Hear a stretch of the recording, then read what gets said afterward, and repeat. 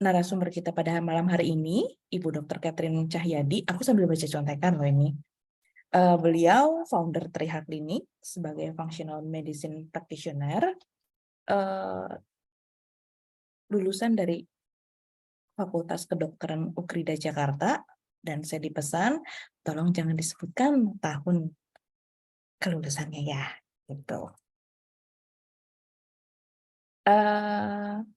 Track record yang akan saya summary-kan ini pengalaman beliau selama 10 tahun terakhir. Itu ada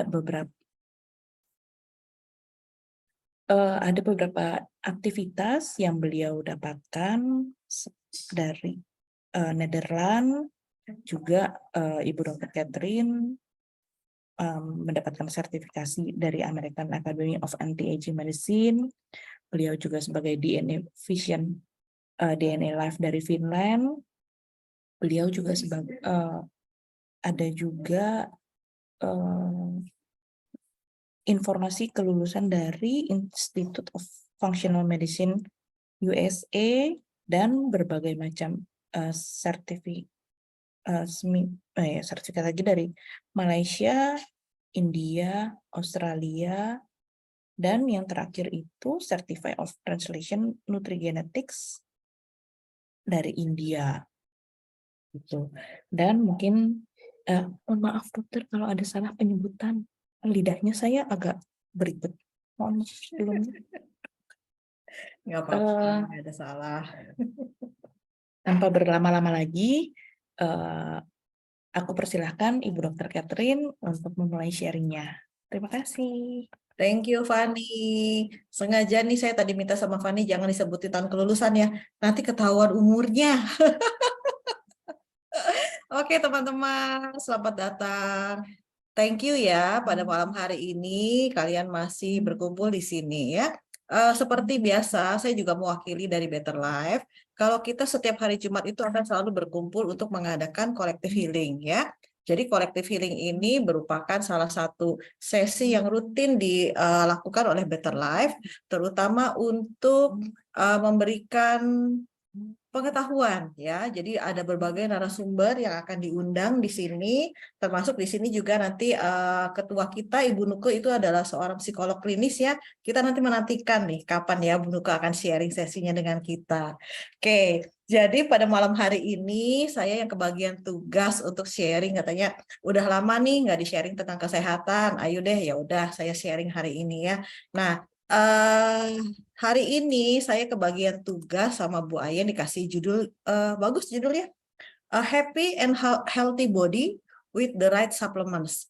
Tadinya awalnya bingung nih mau kasih judul apa ya, tapi ternyata setelah ditelaah, oh iya banyak banget sih yang suka japri, suka tanya gitu ya ke saya, Dok, sebenarnya kita perlu nggak sih minum suplemen, apa dari makanan doang, cukup nggak gitu ya. Nah kebenaran nih di sini ada teman saya ya, teman ancur saya, Dr. Penny. Nanti saya juga minta Dr. Penny untuk memberikan sedikit insight-nya ya. Beliau adalah seorang master gizi. Nanti beliau juga akan bisa memberikan insight-nya tentang bagaimana caranya, kenapa sih kita juga harus memberikan suplemen ya. Jadi happy body, healthy body dengan right suplemen. Kan suplemen tuh banyak banget nih, kita perlu atau enggak ya. Nah, saya akan share sedikit tentang insight-nya tersebut. Sedikit latar belakang dengan saya. Latar belakang saya sebenarnya awalnya sih dokter umum ya, kemudian tertarik dengan dunia yang sedikit beda dari dokter-dokter yang lain ya. Jadi saya dan beberapa teman-teman menggeluti satu pendidikan yang namanya adalah functional medicine ya. Mungkin ini dibagi di sebagian masyarakat di Indonesia masih terdengar baru ya. Apa sih functional medicine? Bedanya apa sama dokter umum? Bedanya apa sama dokter di rumah sakit ya? Nah, kalau dokter-dokter yang dulu kita pada waktu kuliah kedokteran itu dilatih dengan ilmu yang namanya conventional medicine ya. Jadi apa bedanya dengan yang saya geluti sekarang ya? Jadi kalau di conventional medicine itu berfokusnya sama penyakit. Kalau di fungsional, kita justru fokusnya sama kesehatan. Dan kita lebih mengedepankan pasien, fokusnya di pasien ya. Tidak apa kata saya, apa kata dokternya gitu ya. Kalau zaman dulu, ingat ya, saya dulu waktu zaman kecil lah, ketahuan lagi deh umurnya nih ya. Dulu ingat banget pokoknya kalau mamah ke dokter, dokternya ngomong A, heeh aja ya, dokternya ngomong B, heeh aja gitu ya. Manut aja apa kata dokternya, udah kayak setengah dewa gitu ya, disuruh A ikut, disuruh B ikut ya. Tapi beda kalau sekarang, karena semakin banyak ilmu pengetahuan berkembang, pasien-pasien yang datang ke kami juga semakin pintar-pintar. Kalau kitanya nggak belajar, kitanya tidak membuka komunikasi dengan pasien, wah ketinggalan jauh pasien itu pada pintar-pintar ya. Nanti kita tunggu deh pertanyaan dari teman-teman juga pasti pada, waduh, nanti bikin speakersnya jadi ketar-ketir nih, bisa jawab apa enggak gitu ya. Nah, kalau di conventional medicine itu kita ngobatinnya pakai apa? Dikasih obat supaya keluhannya hilang. Jadi menekan keluhan dengan obat. Tapi kalau di functional medicine justru kita cari tahu ini penyebabnya apa. Kalau penyebabnya udah ketahuan, otomatis nanti keluhannya akan berkurang ya. Jadi kalau pendekatannya kita cari tahu dulu akar masalahnya, ibaratnya punya mobil, mobilnya mogok. Udah mogok kan dibawa ke bengkel buat dibenerin, dicari tahu ini yang mogoknya kenapa gitu ya. Bukannya ya mobilnya mogok, ya udah deh ganti mobil aja. Ya, kalau ada duitnya gitu ya. Kalau nggak ada kan kita mau benahi juga ya. Sama tubuh kita juga seperti itu. Jadi kalau kita bicara dari segi ekonomi pasti lebih cost efektif. Karena dengan kita mencari sumber penyakitnya dan kita membuang sumbernya, otomatis keluhannya akan berkurang ya. Jadi kita lebih prevent ke apa sih, gimana caranya mencegah supaya penyakitnya nggak ada. Prevention of disease. Jadi kalau konvensional kan lebih ke arah early deteksi ya, dideteksi dulu dari awal. Nah, jangan kalau udah dideteksi dari awal kan berarti keluhannya sudah ada nih, penyakitnya sudah ada. Nah, kalau di fungsional justru gimana caranya kita mencegah supaya penyakitnya enggak keluar ya. Nah, kalau bicara terapi di conventional medicine itu semuanya di treatmentnya sama. Kalau panas ya dikasih anti panas, misalnya paracetamol ya. Tapi kalau di functional medicine ini kita selalu personalize. Karena kenapa? Manusia itu unik. Semua orang itu berbeda. Even pun ayah, ibu dengan anaknya beda. Kan anak carry 50% DNA ayah dan 50% DNA ibu. Jadi belum tentu pengobatan yang diberikan kepada ayah akan efektif diberikan kepada anaknya. Karena gennya hanya 50. 50-nya adalah dari ibu ya. Makanya kenapa timbul personalized medicine ya. Apa sih maksudnya personalized medicine? Semuanya didesain sesuai dengan kebutuhan, sesuai dengan keluhan, sesuai dengan hasil lab ya. Nah, makanya bagaimana caranya kita bikin a happy and healthy body, saya akan membahas lebih lanjut tentang personalized medicine karena nggak ada satu single bullet yang bisa untuk semua orang ya. Ada satu buku menarik nih namanya The Supplement Pyramid. Saya punya buku ini udah lumayan lama ya. Buku ini benar-benar membuka wawasan ya. Jadi ternyata minum suplemen juga bisa dibagi-bagi ya. Nah, pengarangnya suplemen piramid ini dulu saya beli waktu pas lagi di US ya. Kira-kira harganya sekitar $16. Kalau di Indonesia mungkin kalau pesan dari Amazon mungkin nyampe-nyampe udah hampir 500.000 gitu ya. The Supplement Pyramid, How to Build Your Personal Nutritional Regimen. Jadi kan tadi ngomongin personalized medicine, tiap orang pasti beda-beda. Gimana caranya kita bikin tubuh kita lebih sehat hanya dengan suplemen, tapi suplemennya pasti tiap orang beda ya. Pengarangnya adalah seorang dokter, namanya Dr. Michael Smith ya. Jadi dia itu salah satu peneliti dan senior scientist dari satu brand suplemen namanya Life Extension ya. Jadi buku ini mengupas banyak ya. Nanti saya akan jelaskan bagaimana caranya kita bisa mengoptimalkan supaya cost efektif, supaya kita minum suplemennya juga yang akan bikin tubuhnya lebih sehat dan lebih happy ya. Nah, setelah baca buku ini apa sih yang kita bakal bisa tahu? Gimana caranya membuat personalized supplement regimen? Tiap orang kan beda-beda tadi dibilangin ya.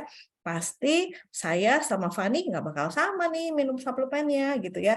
Dan bagaimana caranya kita mengidentify, cari tahu suplemen tuh di luaran banyak. Saya tuh sering banget dapat konsulan, dok bagusnya merek apa ya? Yang ini saya punya bagus nggak dok gitu ya. Jadi ini sudah masuk nih identify high quality supplement. Jadi kita cari suplemen, bagaimana cari brand yang memang bagus, kemudian bahan-bahannya juga bahan-bahan yang aktif, jadi tubuh kita nggak capek-capek kerjanya, fungsi livernya tetap bagus, fungsi ginjalnya tetap bagus, biarpun kita minum suplemen setiap hari, karena kalau itu memang yang dibutuhkan oleh tubuh kita, justru malah tubuh kita jauh lebih sehat ya. Dan di sini juga diajarin bagaimana caranya study untuk build personal regimen ya. Dan kita parameternya apa? Parameternya tetap tes laboratorium ya. Karena nanti dari hasil tes laboratorium kita bisa melihat kita udah bener nggak sih minum suplemennya gitu ya. Nah, sekarang kita masuk ya. Jadi, kalau menurut si Dr. Michael, suplemen itu dibagi 3 level. Namanya suplemen piramid. Benar-benar kayak piramid ya. Dibagi 3 level yang paling dasar. Yang di bawah itu adalah namanya foundation level ya. Foundation level, kemudian naik jadi personalization level, baru ke optimasi optimization level. Bah, jadi ikutan belibet nih tadi. Fani ikut berlibet, jadi saya berlibet ya. Nah, jadi dibagi 3 level ya. Level dasar, level personal, dan level yang optimal ya. Ibarat naik tangga. Kalau naik tangga kan mesti satu step nih, nggak bisa langsung loncat 3. Sama pada saat kita minum suplemen juga kita dibagi menjadi 3 tahapan dulu ya. Tahapan dasar atau foundation. Apa sih sebenarnya? Kalau tahapan foundation ini adalah suplemen yang akan memberikan dasar supaya untuk mencakup kesehatan secara keseluruhan ya. Jadi yang paling penting they are most important ones. Paling penting ini foundation levelnya dan harus diberikan high priority. Artinya apa? Artinya, suplemen yang masuk dalam kategori foundation atau dasar, kita bisa minum for a long time ya. Kadang-kadang pasien suka nanya nih, nggak usah pasien deh, kadang-kadang saudara gitu ya, sepupu gitu, dok, kita berapa lama sih minum suplemennya? Nggak apa-apa nih, nanti ginjalnya nggak rusak, livernya nggak rusak gitu ya. Jadi kita udah biasa nih dokter-dokter fungsional kalau ditanyain pertanyaannya nggak jauh-jauh. Dan kita juga udah biasa menjawab, nggak apa-apa selama memang dibutuhkan, selama memang itu high quality dan bisa bikin foundation level kamu bagus, itu justru akan sangat membantu ya. Nah, foundation level ini jadi ibaratnya apa? Ya benar-benar namanya juga fondasi dasar, kayak mau bangun rumah. Kalau bangun rumahnya di tanah yang rawa-rawa, udah tiang pancang naik, genteng naik, ambles, dasarnya nggak kuat. Tapi kalau kita bangun rumahnya di dasar yang solid, yang kokoh, ada badai, ada gempa juga nggak bakalan berubah tuh ya. Biarpun kemarin, waduh 2 tahun nih COVID segala macam, tenang-tenang aja kita suplemennya jalan terus, kuat-kuat aja gitu ya. Tetap aja ketawa ketiwi gitulah, bahkan banyak yang bertambah kali ya berat badannya ya karena nggak kemana-mana. Oke. Nah, jadi namanya fondasi itu kudu solid, kudu kuat ya. Jadi ini adalah yang paling penting ya. Nah, suplemennya sih apa aja nanti dibahas satu persatu, nanti saya akan bahas ya. Nah, kenapa kok suplemen penting? Karena tubuhnya udah nggak bisa bikin, makanya perlu didukung dari luar ya. Nah, kalau yang personalization level, nah kalau yang tahap piramid kedua, yang di tengah-tengah, itu adalah suplemen atau vitamin yang menolong kita untuk mencegah penyakit yang kemungkinan akan nyerang kita. gitu ya. Jadi middle part ini adalah suplemen yang disesuaikan dengan kebutuhan kita. Kita ada penyakit apa? Apakah kita ada degeneratif disease, suplemennya apa? Kita punya hipertensi, suplemennya apa? Biasanya kalau sudah masuk ke level yang kedua, kita sudah ada penyakit nih. Sebagian minum obat, nah tetapi kalau obat aja dengan didukung suplemen, maka nanti hasilnya akan jauh lebih bagus ya. Nah, contoh obatnya apa, suplemennya apa, nanti saya akan bahas. Nah, piramida yang paling atas, the tip top condition, ini baru bisa ada kalau dua ini sudah kuat. Ya, jadi nggak bisa tiba-tiba loncat gitu ya dari lantai bawah langsung naik itu 3 langkah ke atas, jatuh yang ada kesandung, bonyok deh gitu ya. Nah, jadi kalau yang namanya bikin optimal ini adalah yang mengoptimalkan seluruh suplemen yang kita minum ya.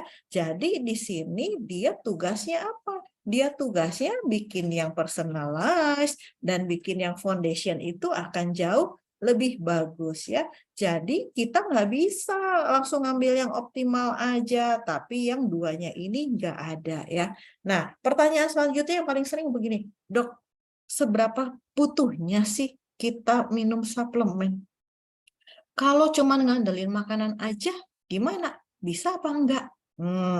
Saya punya anekdot ya, bukan punya anekdot, punya gambaran ya. Dulu nih, zaman kita kecil, ya belum ada tuh terapi hormonal buat si ayam-ayam, buat si sapi-sapi ya, kecuali si kambing-kambing sampai sekarang mah belum diutak-atik tuh ya. Itu bebek aja udah mulai diotak-atik tuh, ada foie gras segala macam ya. Yang paling gampang ayam deh. Dulu nih tahun 57, saya mah belum lahir ya. Belum dibikin malah gitu ya. Nah, di tahun 57 ya, ini si anak ayam itu kecil-kecil ya, dan hanya baru bisa dalam waktu 7 hari setelah ditetaskan itu beratnya masih hanya 34 gram ya. Nah, begitu di tahun 78 ya, nah si ayam ini di tahun 57, 7 hari baru 34 gram. Terus kemudian setelah 28 hari, hampir 1 bulan, baru dikasih makan segala macam, besarnya sekitar 2 kali dari makanan yang diberikan ya, baru bisa menghasilkan sekitar 1 ounce berarti sekitar 200 gram ya, berarti sekitar 316 gram. Setelah 56 hari baru dia mencapai hampir 1 kilo ya. Tetapi lihat di tahun 78 itik ya, bukan itik ya, anak ayam itu begitu dalam waktu 7 hari ditetaskan udah gede loh, udah 42 gram. Waktu 28 hari udah jadi 632 gram. Di hari ke-56 udah 1.800. Ini kelihatan tuh.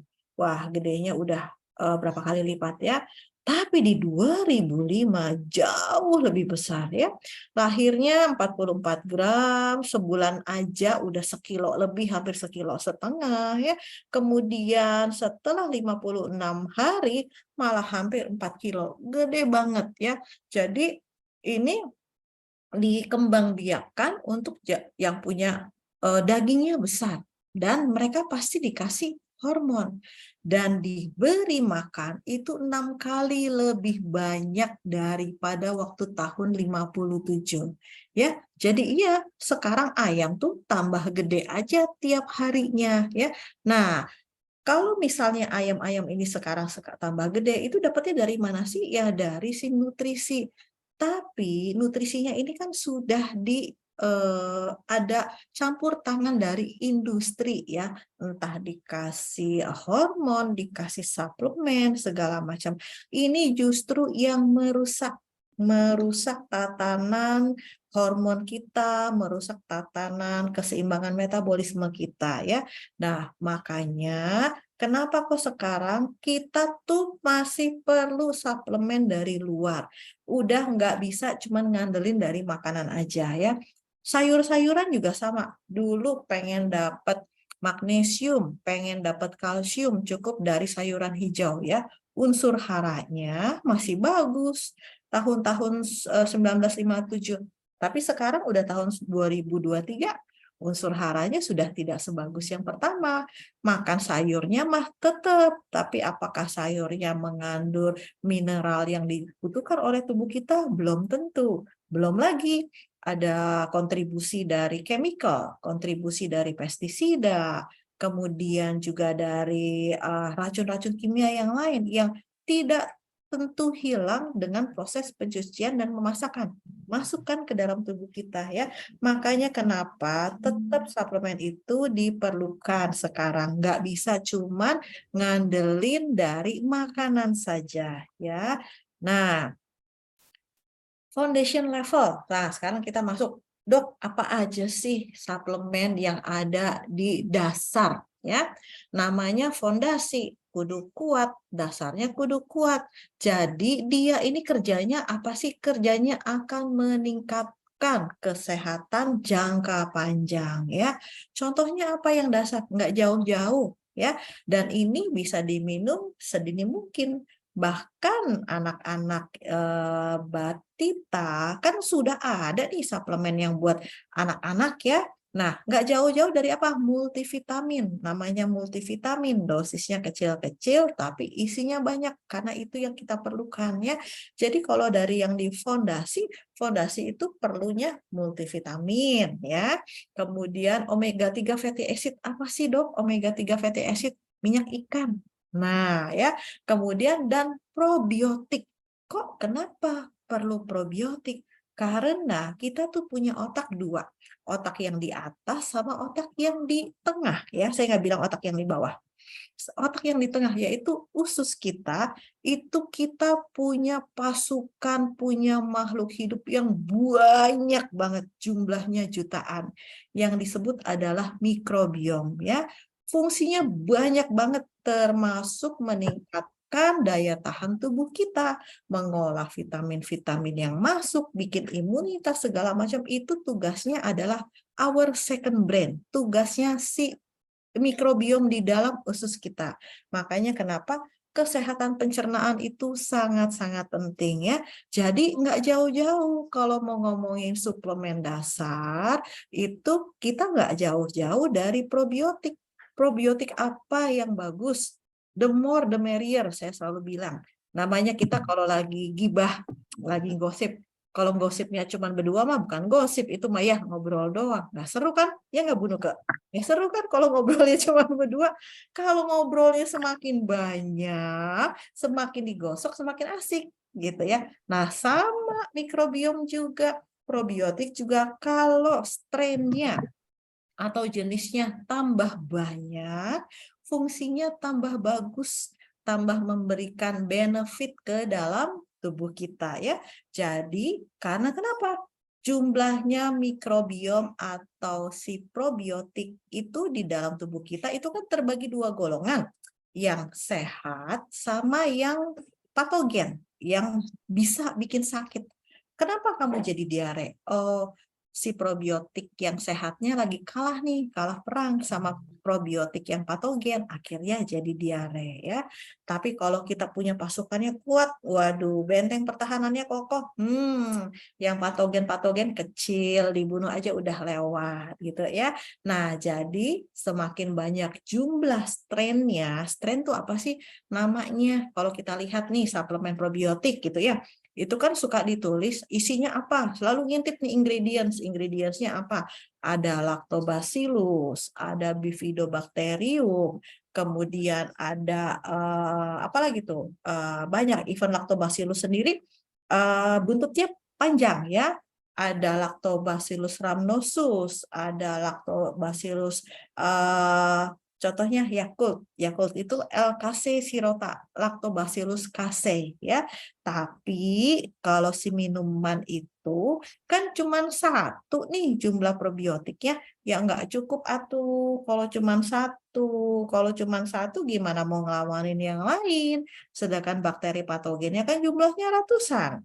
Nah, makanya kita mesti cari suplemennya yang jumlah probiotik atau jumlah strainnya banyak.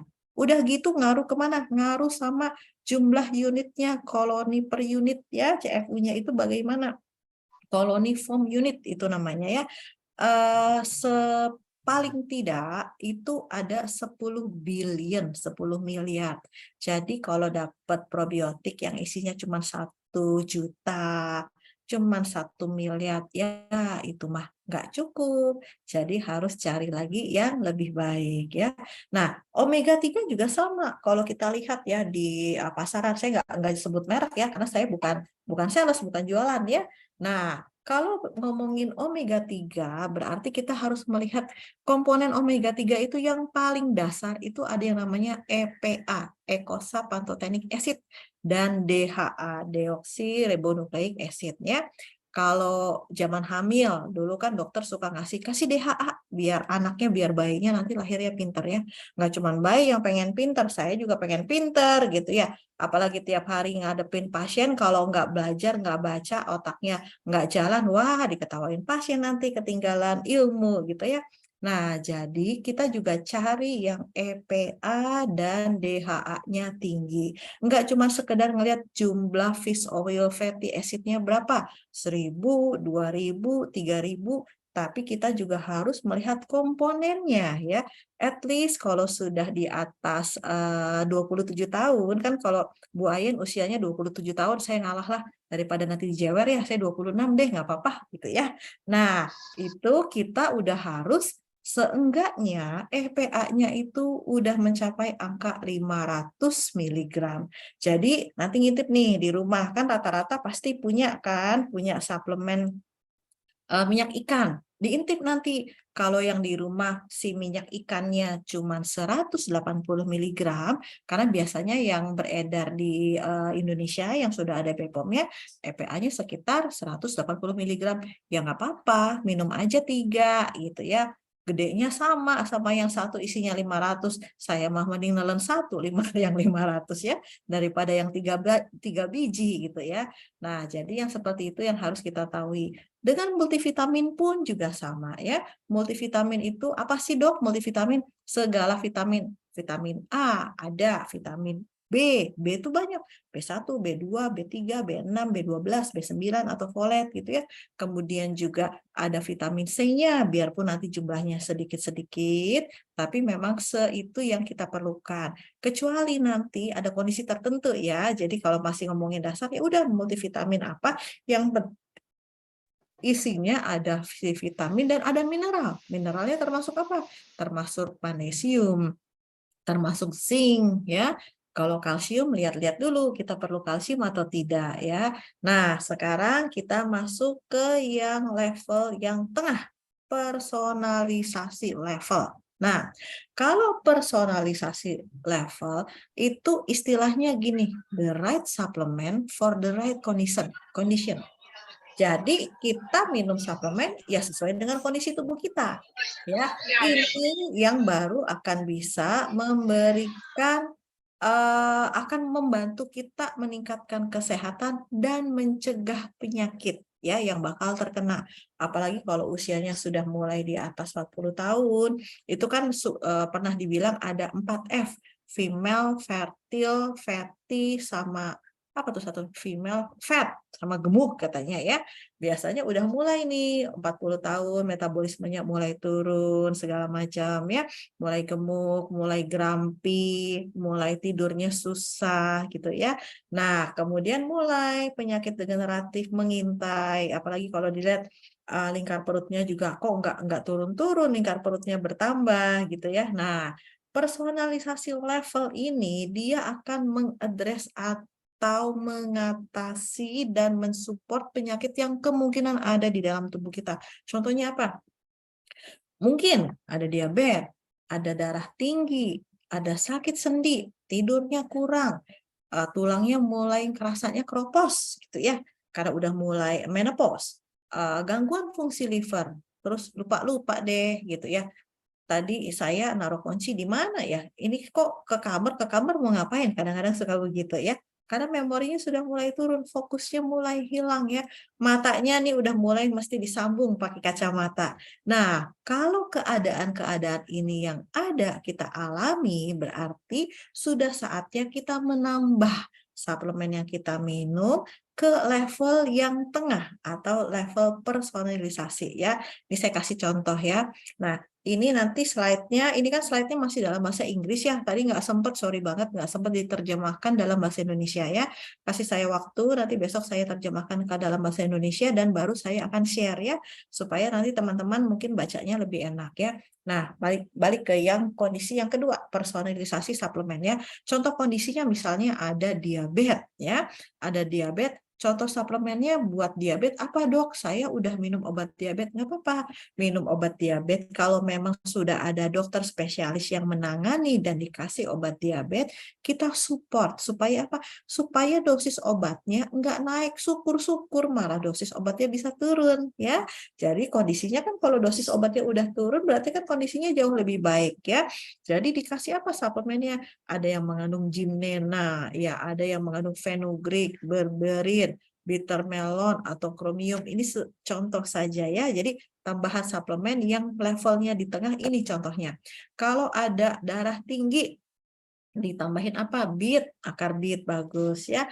Kemudian garlic, kemudian grapeseed atau resveratrol. Ini adalah antioksidan tinggi ya.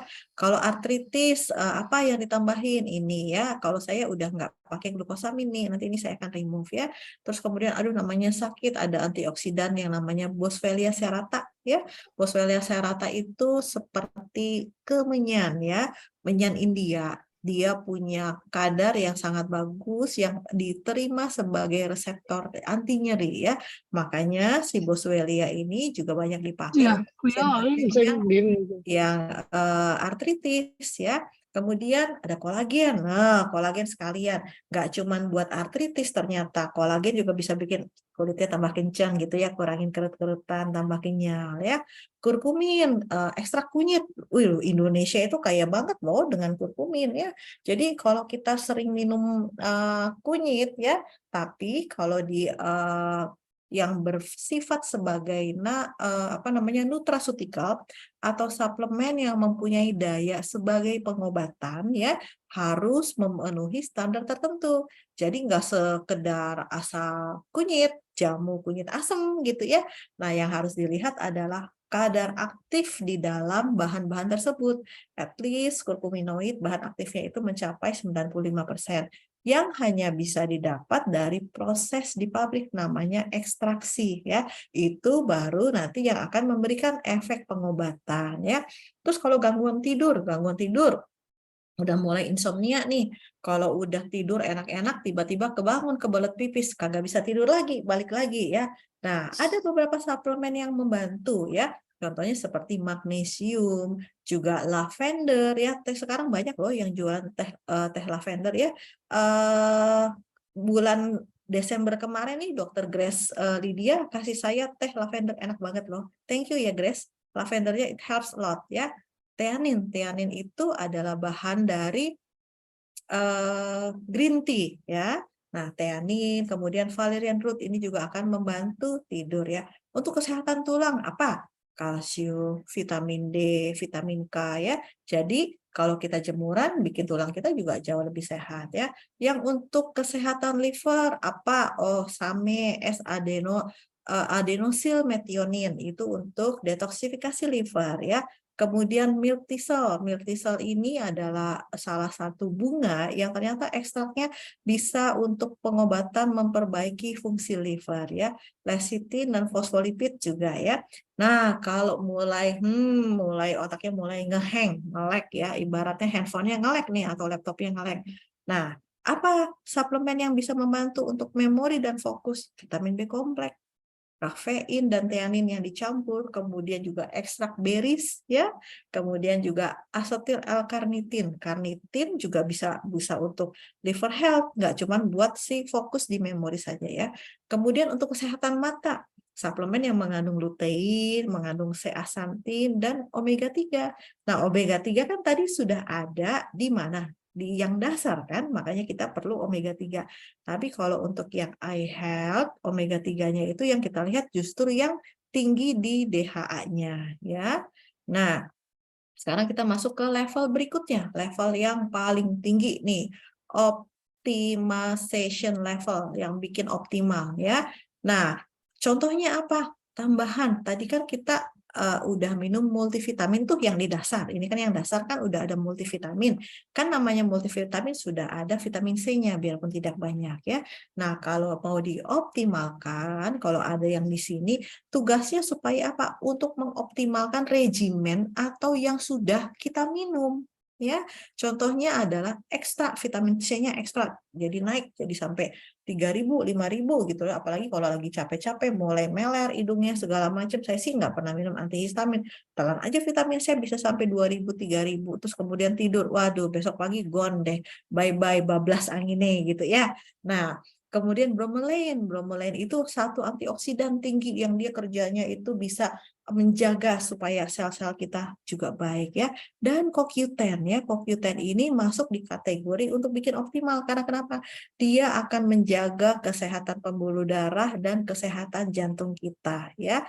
Jadi si suplemen ini yang tugasnya adalah mengoptimalkan seluruh suplemen yang di tengah dan yang di bawah. Tapi yang harus diingat, namanya juga yang paling tinggi. Ibaratnya itu adalah kita makan kue tart, atasnya kan ada icing tuh, ada gula-gula, ada yang menghias biar kelihatannya bagus. Kalau misalnya nggak ada yang gula-gula doang, kalau bolunya rada-rada gosong kan kelihatan tuh. Tapi kalau udah dikasihin gula-gula, dikasih krim gitu kan nggak kelihatan ya. Nah, sama si suplemen yang di level di optimal ini juga seperti si krim yang nutupin kue. Jadi kita harus considernya ini diminum kalau yang paling bawah sama yang ininya sudah oke diminumnya ya. Jadi ada 3 cara nih. Gimana sih 3 cara untuk building your own supplement regimen ya. Sama kayak kita naik tangga. Jadi naik dulu perlahan-lahan step 1 yang dari foundation, naik dulu satu persatu ya. Coba dulu ya mungkin 3 macam dulu dalam sehari, kemudian mungkin bisa ditambah jadi 4 macam gitu ya. Kemudian yang di tengah adalah level yang untuk personalisasi, jadi biar apa? Biar penyakitnya prevention the disease itu adanya di level yang kedua. Dan level yang ketiga itu adalah yang untuk mengoptimalkan ya. Jadi selalu take your baby step, coba dulu ya. Nah, kita bisa dengan aman minum suplemen tersebut selama terukur ya.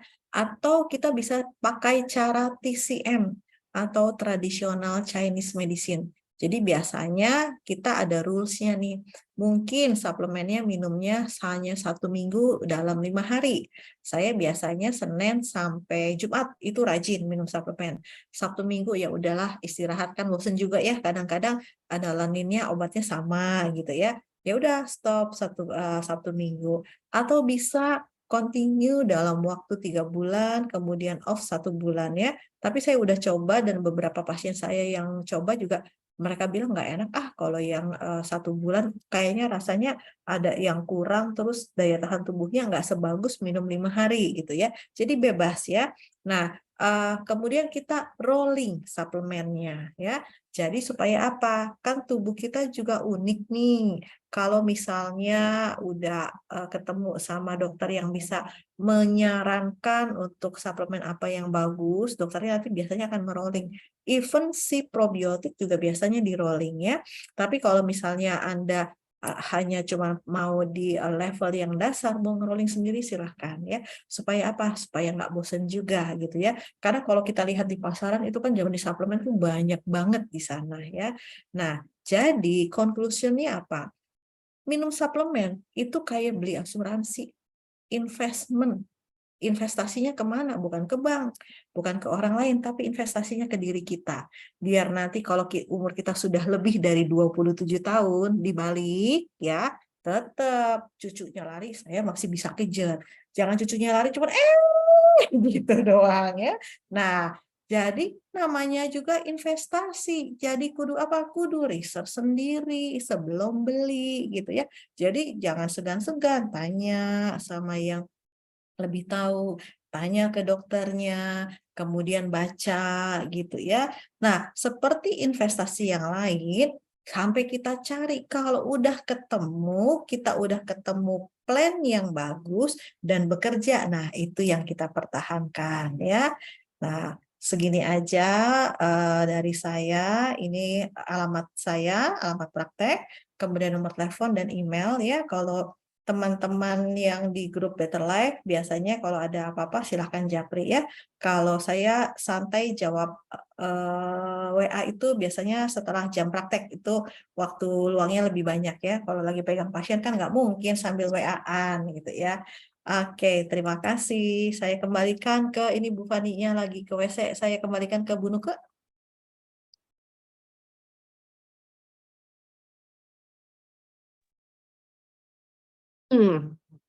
Terima kasih banget, Dok. Bagus banget.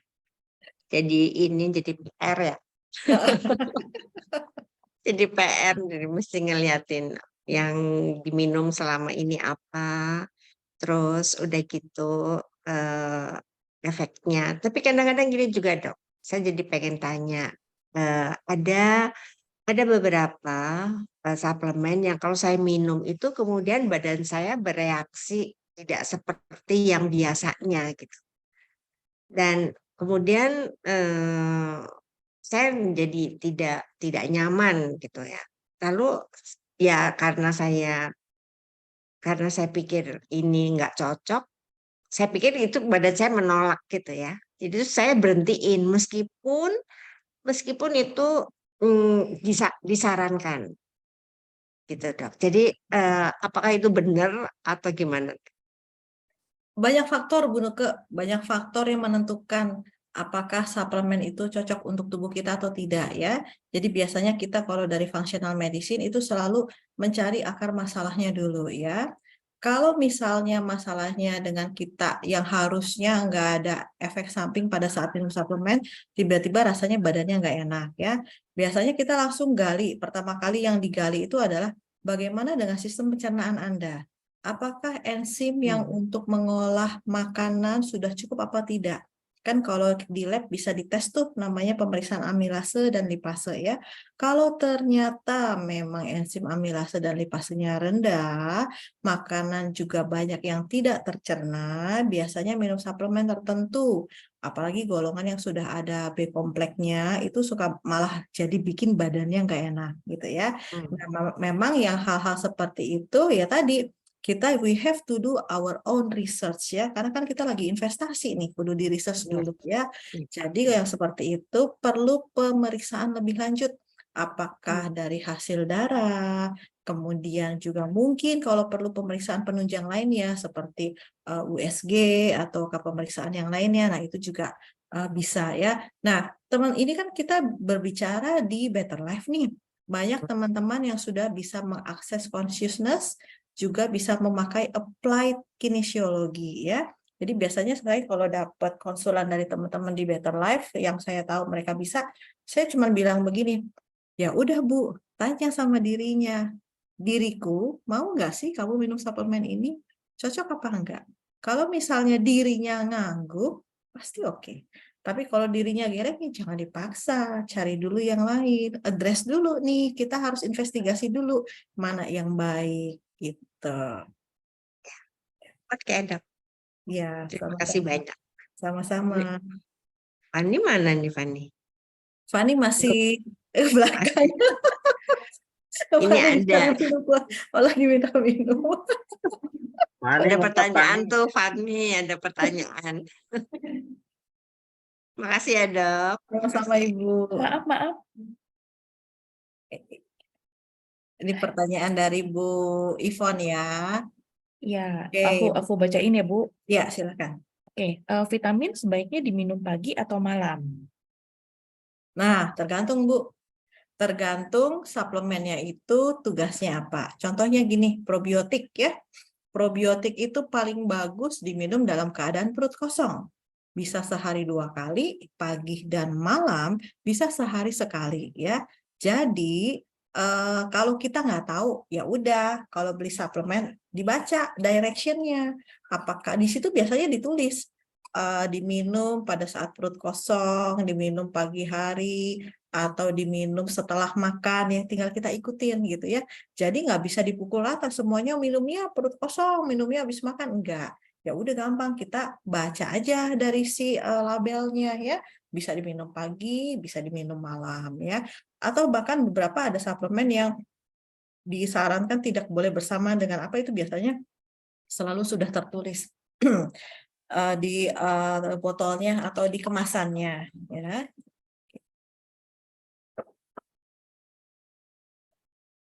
Ya, yang dari Bu Santi nih, oh seru nih. Nah, ada lagi pertanyaan nih, Bu. Apakah ada vitamin untuk menurunkan visceral fat atau ada tips untuk menuruninnya, Dok? Terima kasih. Ada Bu Santi, vitamin untuk nurunin visceral fat namanya jamu. Jaga mulut. Jadi mulutnya dikunci gitu ya. Sekarang ini dunia kedokteran kan sudah berkembang ya. Jadi suplemen itu nggak cuma yang secara oral diminum aja Bu. Ada juga suplemen yang terapi yang diinjek namanya peptida atau peptide ya. Kalau kita ngomongin visceral fat, kita udah nyerempet yang level 2 nih. Yang level namanya personalisasi. Kenapa kok visceral fat ada? Kalau visceral fat ada itu adalah salah satu tanda metabolic syndrome, penyakit metabolik ya, gangguan metabolisme di dalam tubuh kita. Apa sih visceral fat? Visceral fat itu si lemaknya adanya di tengah-tengah di dalam perut. Semakin besar visceral fat berarti semakin mengganggu metabolisme tubuh kita. Nah, salah satu cara yang paling ampuh, murah, meriah, nggak pakai pusing ngegrogotin kantong. Apa sih cara nurunin visceral fat? Intermittent fasting, puasa. Nah, begitu kita puasa, kita hanya makan di jendela tertentu, kita juga melakukan kalori defisit. Bu, udah itu mah nggak ada yang ngalahin, udah pasti visceral fatnya turun. Plus olahraga jangan lupa ya.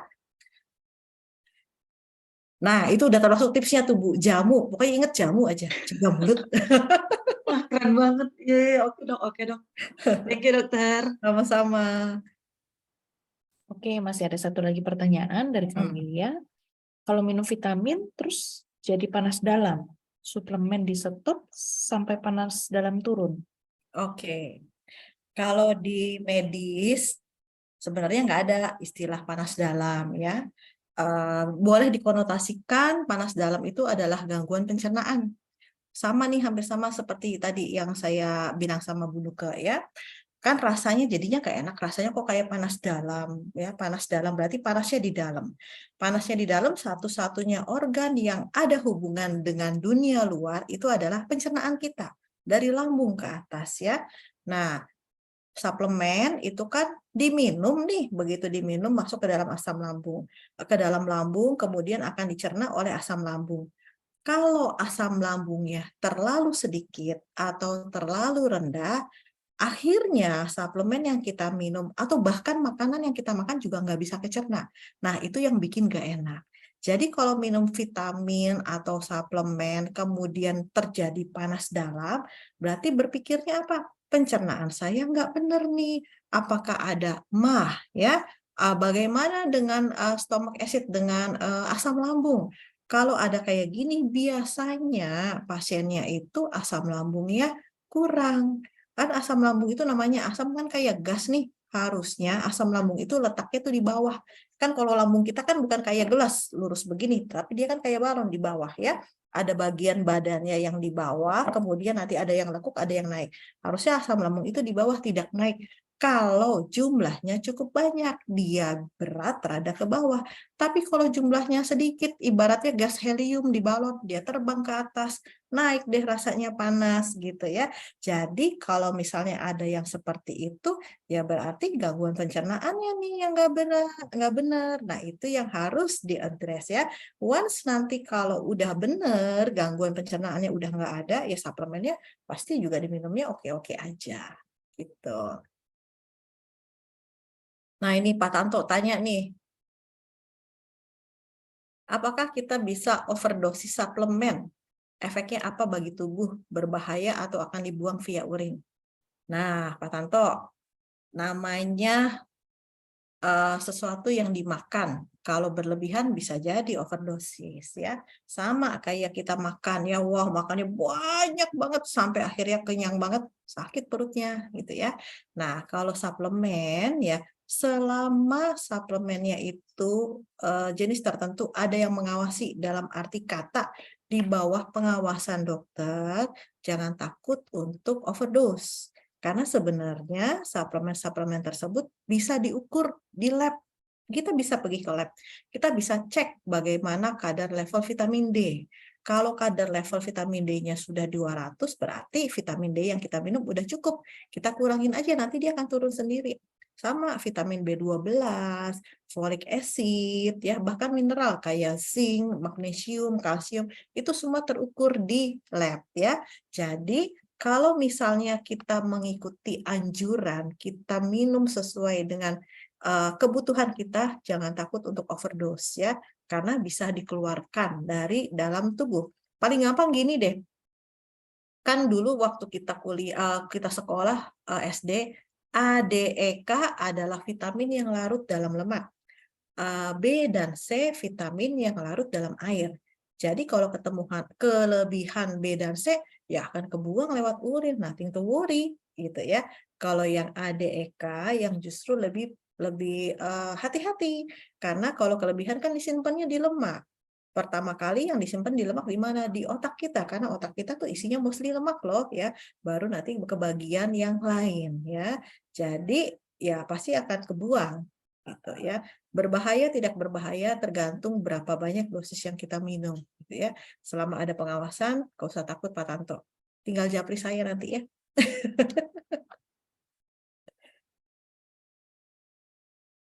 Oke, ada lagi. Bu Santi, kalau makan durian bagi-bagi saya, jangan lupa ajak-ajak saya Bu, jangan sendirian Bu, ajak Bu Ayan juga nih sama Bu Fani, kita penggemar durian kok. Kita siap loh. Siap makan, Kita siap menampung. siap menabung. Oke, Baik. mungkin kalau udah tidak ada pertanyaan lebih lanjut, untuk sesi Kita bisa selanjutnya sesi kita healing. bisa lanjutkan dengan sesi collective healing dengan